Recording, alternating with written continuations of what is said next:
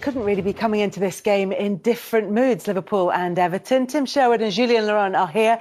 And it's been 10 years since Everton have beaten Liverpool. Yeah. This is the chance, isn't it? We've said that a few times, but if they're ever going to do it, this is the one.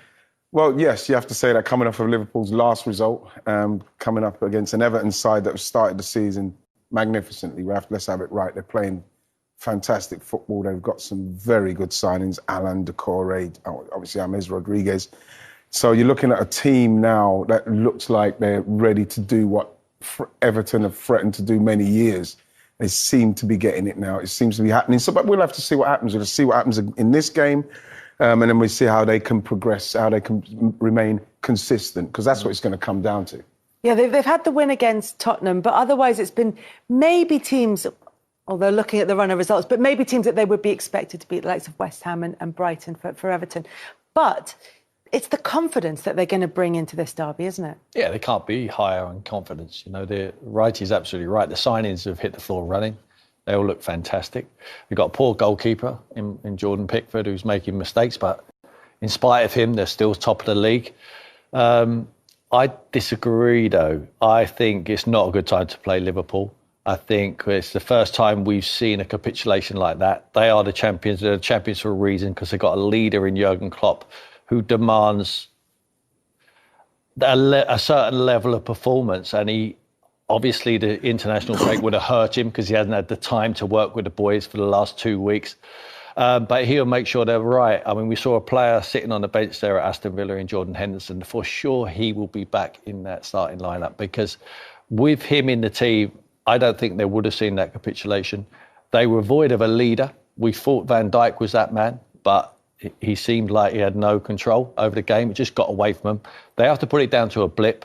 But for me, if I'm Everton, I would have wished they would have won that game because they are going to be wounded and they're going to come out fighting. And I think it's a difficult game for Everton. Tim was talking about the fact that the players aren't really going to have had full training sessions in these 2 weeks because they've been off on international duty.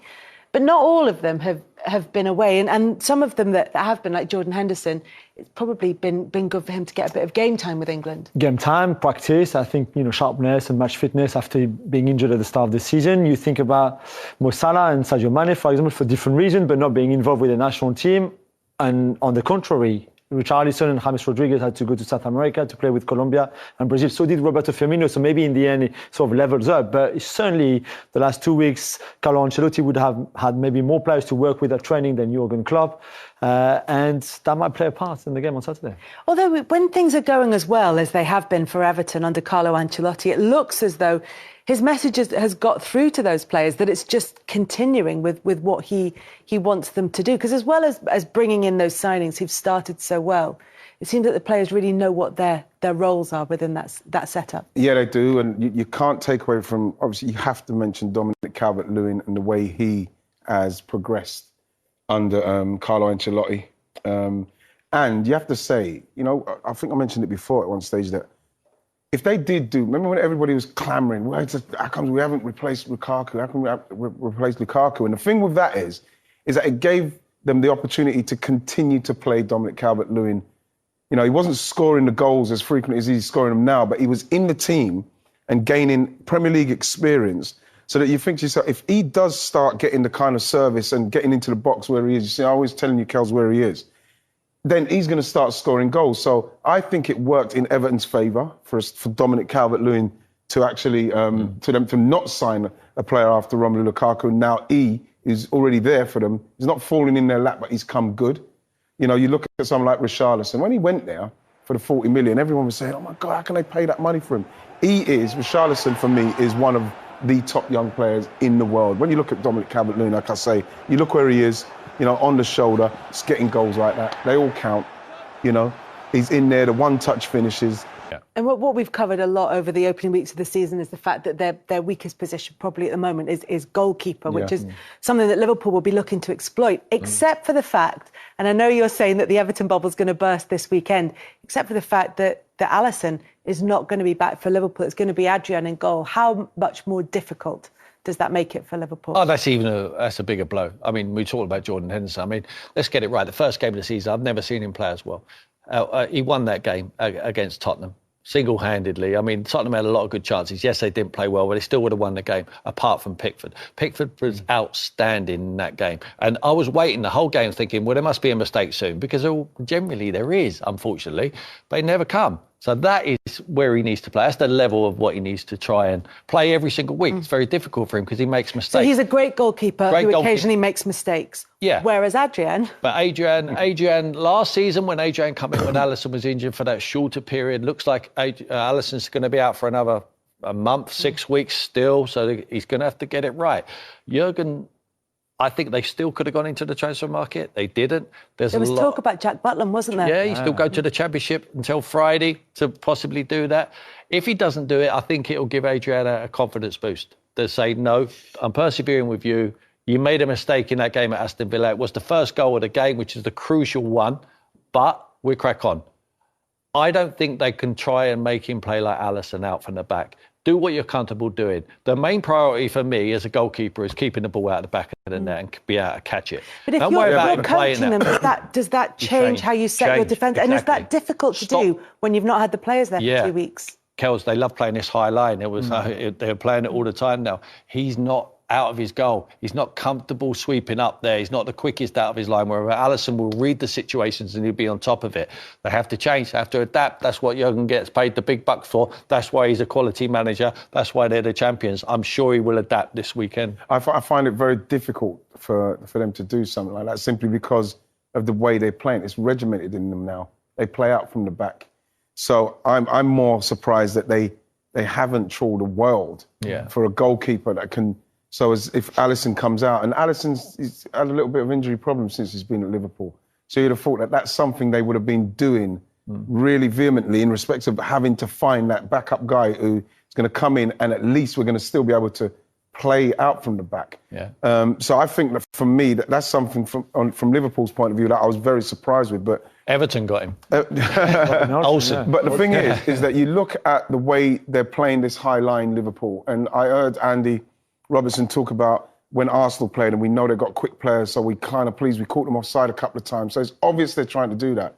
They're not going to change that against Everton, and it's all going to come down to their closing down of the midfield, because if they've got time, Everton's midfield, and they play with that, and they play with that high line with Richarlison, James Rodriguez on the ball, Gomez, they're going to get punished again. And as Wrighty said, Alisson was injured at the beginning of last season. He got injured in the opening game against Norwich. Adrian came in, did all right there, and then went off and won like the Super Cup and the World Club Championship with Liverpool. So it was a nice start to his career, which may be glossed over the fact that he wasn't and isn't the keeper that Alisson is. Whether there is no disgrace in that. No. In being second to Alisson. However, is he good enough to be a number two to Alisson? Because Liverpool they aren't reactionary in the transfer market. If there's a goalkeeper they want, it will be somebody that they've looked at for a while. Yeah, and let's not forget that when they signed Adrian, he was training back in Spain with the 6th division team. No one wanted it. Yeah. So, it was a weird one, and maybe they thought Alisson is indestructible anyway. He would never get injured, and then obviously a few weeks later he did. Yeah. I think the Atletico Madrid game, psychologically maybe, when Adrian's performance cost them really the qualification, maybe has changed something in Adrian, and he hasn't really been the same since. No. So I think it's a big issue, and I agree with the boys. I would have gone and signed someone else. I tell you, I think he's very fortunate there's no fans in. No, they talk about bringing in... Look at the numbers there. I mean, that speaks volumes, doesn't it? He's not far off, I suppose, in saves per game. It's the only one that he's not too far behind Alisson on. But the percentage of shots that he saves, even the way that, like you were talking about, that relationship with the defence, his passing accuracy isn't great it's on clean that. sheets as well, Kels. And conceding double. I mean, look, his figures, given that he's only played 12 games, his figures are going to be massively affected by 7 against Aston Villa. And not only that, I mean, Wrighty would tell you, as a striker, you need a rhythm, and as a goalkeeper, you certainly do. Yeah. I mean, it's difficult to keep getting thrown in and then brought out again when the main man's ready. I'm surprised, like Jules has said, they never went to the market. I'll be very surprised if they went for Jack Butland, because he's making mistakes playing in the Championship. If they were going to go to the Championship, I would think they would go and get the best goalkeeper in the Championship. You know, they're in that market now. Go and get a Ben Foster, someone who's got that wealth of experience. Yeah. Go in there, and you, as a back four, you would think, we got him behind us. We know. They won't admit it, but they will be a wee bit nervous, and when Jurgen gets him back, as he's had him in today, and he'll have him in tomorrow, and he work towards the weekend's game, and he starts tweaking the line a little bit and talking, it's only because of one thing, because he's not sure about Adrian. Yeah, and that's the thing, is that they can't do anything about that as things stand at the moment. So it's about not conceding those chances, and what Liverpool have to do in order to stop Adrian being put in that position as often as he was in the game against Aston Villa. Because you can talk about 3 deflected goals as much as you like, but it was 3 chances. It was 3 chances, and, you know... Well, I mean, 3 chances that were deflected as opposed to the 4 other goals. But at the same time, you know, we've Liverpool's line and how they're playing is not new. We know. But it's got to have something to do with the closing down now. Because what Villa showed, a team that were 1 point off of relegation, showed that if you give players like that the time, and then you've got a high line, you've got a willing forward like Ollie Watkins, who was just, I thought he was very good on the day, even though he was gifted the first goal and stuff. His work rate was brilliant. Then you've got someone like Jack Grealish, who's very comfortable on the ball, going past people. If you cannot get tight enough and your line is that high, you're going to get beat. So I'm looking forward to seeing what they're going to do, because something has to change. The aggressiveness in their closing down has got to be more intense, like they were against Arsenal. Arsenal. I know it was at Anfield, but it was like I felt like I was suffocating in my house. They had so much pressure on. That didn't happen. But Sadio Mane, I think Sadio Mane missing against Villa was the big difference, because he's the one really that implement that. But Jota as well. Jota, I've seen Jota. I know it's not the same level in respects of the press, what Liverpool do and what Mane does. But Jota's got that about him where he's got the energy to do that press. But I think you need an understanding with Firmino and your midfield and Salah to all go together to really put them under pressure, which I don't think they had without Mane. If there's no pressure on the ball, the line has to drop. And Wrighty's right. There was no pressure, normally triggered by Sadio Mane. Hopefully he'll be back for them. He did it at Chelsea, didn't he, when the ball went back to Kepa. He ran past about 3 or 4 of them, closed the ball down and tapped it into the net. He's the trigger. He's the one where he goes...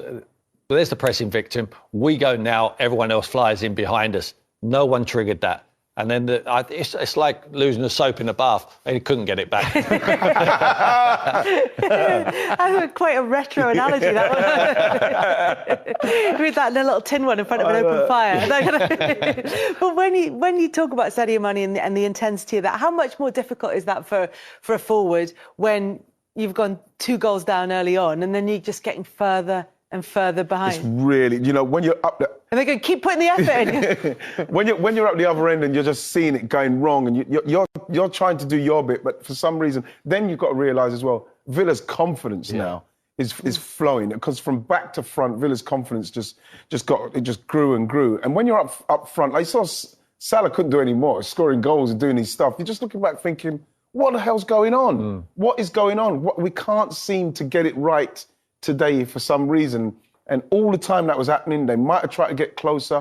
You know, they were exploiting spaces behind Anne Robinson, behind Trent Alexander. They were just doing he really gave Trent Alexander a chasing, Jack Grealish. We were speaking about it earlier on, because the confidence that they grew, and then Liverpool couldn't get it going. And I literally cannot wait to see this weekend to see how he's going to get it all back. How they're going to get it back. Obviously, Mane is going to be a difference, but it's really intriguing. Because Klopp's talked in detail about that sort of risk-reward balance, and I suppose the idea is that Trent Alexander-Arnold doesn't get put in those positions. So when you see him like that, he's one, it's not his strong point, and 2, he's not used to it. Yeah, and England played international last night. He sits on the bench and doesn't come on. I mean, there's a kick up the backside. I think it's the competition what he needs. Reece James now, the Chelsea boy, looks like he's overtaken him international. I think Alexander-Arnold, we know how good he is. Him and Robertson on the left-hand side, him on the right-hand side, the assists they make. But it's also about defending. You know, when you see Leeds come first game of the season and they say, you know what, I think everyone looked at this and thought, Bielsa's having a go. And they lost the game, but it was 4-3. They really took it to Liverpool. And I think Villa done exactly the same. Let's not sit back. Let's not wait to get beat. Let's have a go. We've got Ross Barkley in there now. We've got Jack Grealish. We've got Ollie Watkins. We've got players, McGinn. We've got players who can have a go at Liverpool. To give them the confidence to do it, I think that is the benchmark now. For the other teams you're playing against Liverpool, don't sit back and wait to get beat. You've done that last year and they lifted the trophy. Have a go at them. See what they're made of when you're put under pressure. And I think that's what we're going to see. It's going to be fantastic for us to watch because there will be teams who will come unstuck. When they get into their rhythm, Liverpool, and I'm sure they will, they are open up teams. But these teams are going to come and have a go, start throwing some punches. You stay on the ropes, you get knocked out. Thiago's going to be back, as is Jordan Henderson. And obviously, everything in a game of significance comes from the captain in the centre of midfield, as you know. But it's just the organisation from him, isn't it? And that, as you said, that telling players, that you do have to get, in the absence of a crowd who are going to get on your back, say it at 2-0 down, you need a player in there who's going to be doing it. Stop the bleeding. It's, as Stacey said, like, listen, guys, no matter what the manager's saying over there, I know he's in the spotlight. Well, I'm telling you on the pitch, you tuck in here, we've been more solid, just organised, not all ranting and raving and shouting all the time. We saw Van Dijk, we saw pictures of him going, come on. It wasn't about that. Jordan would get hold of him and they'd tell him, and he'd say, righty, I need you here, and stay there. And I think he's got that leadership quality. He's not only about what Jordan Henderson does, what we can all see, about the assists, about the goals, about the tackles. It's about what he gives you in the dressing room and at Melwood every single day of the week. Having talked about all their problems, mostly for Liverpool, despite some of those players coming back, you still think they've got the beating of Everton? Yeah, I think Everton have been great, but I think they're the champions. I think they've got the better players. And it was just they've got to put it down to a bad day at the office. Yes, they're going to miss Alisson. He's going to be a huge miss. Mane's going to be back. I think they have too much. I really do. Jules? I go for a draw. I know it's on the fence. I know, 2-2. Yeah. 2-2. I'll go for Everton to win. Yeah. And simply because I think that they've got nothing to lose. I think it will be a good yardstick for them. And Liverpool coming off of that loss, and they're going to have to do something. There's going to be nerves going into it for Liverpool, whatever happens. We know how good they are. But it's a good opportunity for Everton to take advantage of the fact that if they are not bang on it, then they've got to punish them. That's what it's going to come down to.